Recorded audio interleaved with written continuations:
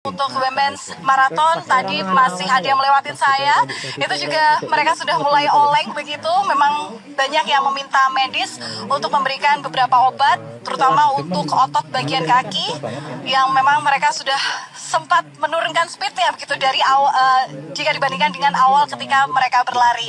Dan ini juga masih standby, di sini ada tim medis, terus juga ada ruang VIP begitu yang memang kalau misalnya ada atlet-atlet yang cedera dilarikan langsung sebelum ke ambulan, juga memang harus diperiksa oleh tim dokter yang memang sudah disediakan sebagai antisipasi untuk tidak terjadi hal-hal yang tidak diinginkan. Mengingat tadi seperti yang disampaikan Yulika Satriadaya, sebenarnya untuk Bara tadi itu juga kami juga sempat amazed begitu dengan tekadnya.